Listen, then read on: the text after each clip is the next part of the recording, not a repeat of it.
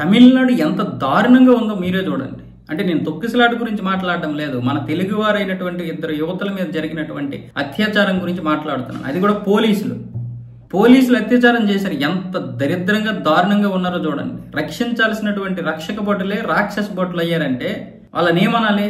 సోమవారం రోజు మన ఆంధ్ర నుంచి ఇద్దరు అక్క చెల్లెళ్ళు ఒక లారీ ఎక్కారు, ఒక గూడ్స్ లారీ. ఆ లారీ ఎక్కిన తర్వాత వాళ్ళు తిరువన్నామలై ప్రాంతానికి వెళ్లారు. తిరువన్నామలై జిల్లాలో ప్రవేశించారు. అక్కడ యంతాల్ బైపాస్ వద్ద లారీ ప్రవేశించగానే ఆ పోలీసులు ఇద్దరు ఆపారు. ఒకటి పేరేమొచ్చేసి సుందర్ రాజన్, ఒకటి పేరేమొచ్చేసి సురేష్ రాజన్. వీళ్ళిద్దరూ పోలీసులు వాళ్ళు ఆపారు.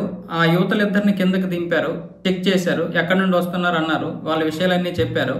వాళ్ళనేమో వచ్చేసి ఒకడేమొచ్చి కొట్టేసి తుప్పల్లోకి తీసుకెళ్లిపోయి అమ్మాయి పైన అత్యాచారం చేశాడు. ఆ చెల్లి చూస్తుండగానే చేశాడు. ఇంకొకడేమొచ్చేసి ఈవిడిని పట్టుకున్నాడు. ఎంత దారుణం అది! అత్తల్ కొడుకులు.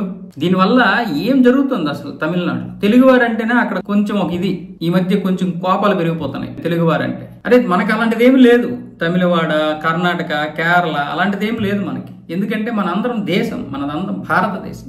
నేను ఇంతకు ముందు కూడా చెప్పాను, తమిళనాడు వాళ్ళు చాలా మంది ఈ మధ్య మీరు ఎక్కడి నుండి వచ్చారంటే తమిళనాడు నుండి వచ్చాము. కేరళ వాళ్ళు కూడా అంతే, మీరు ఎక్కడి నుండి వచ్చారంటే మేము కేరళ నుండి వచ్చాము.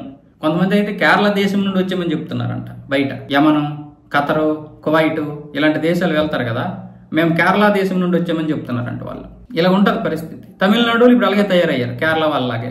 తెలుగు వారంటే మనకు ఇది ఎంత దారుణమైనటువంటి పరిస్థితులు. ఇద్దరిని అంత దారుణంగా చేస్తే ఇంక ఎలా మనకి, ఇంకా అది కూడా పోలీసులు. పోనీ ఎవడో ఒక రౌడీ వాడో ఎవడో లేకపోతే అక్కడికి దారి అంటూ వెళ్ళిపోతున్నాడు అంటే ఒక పోలీసు వస్తే మనకు ధైర్యం వస్తుంది. కానీ పోలీసులే చేస్తే ఎట్లా? అసలు తమిళనాడులో ఏం జరుగుతుందో అర్థం కాలేదు. పాకిస్తాన్ కంటే దరిద్రంగా ఉంది తమిళనాడు పరిస్థితి. ఇప్పుడు అందరూ వచ్చి ఆంధ్రప్రదేశ్లో చక్కగా బ్రతకొచ్చు, ఇటువంటి ఇది లేదు. ఆంధ్రప్రదేశ్, తెలంగాణ మనం ఎంత చక్కగా చూసుకుంటాం. మనకి ఇంకా తమిళ్ రాకపోతే తమిళ్లో మాట్లాడడానికి ప్రయత్నాలు చేస్తాం. కేరళలో మలయాళం రాకపోయినా సరే ఏదో 2-3 ముక్కలు నేర్చుకోవడానికి ప్రయత్నాలు చేస్తాం. వాళ్ళ ఇబ్బంది కలుగుతుందని మనమే ఇంగ్లీష్లో మాట్లాడతాం. కానీ నువ్వు తమిళనాడు వెళ్ళు, వాడు తమిళ్లోనే చెప్తాడు. నువ్వు తెలుగులో అడిగినా వాడు తమిళ్లోనే చెప్తాడు.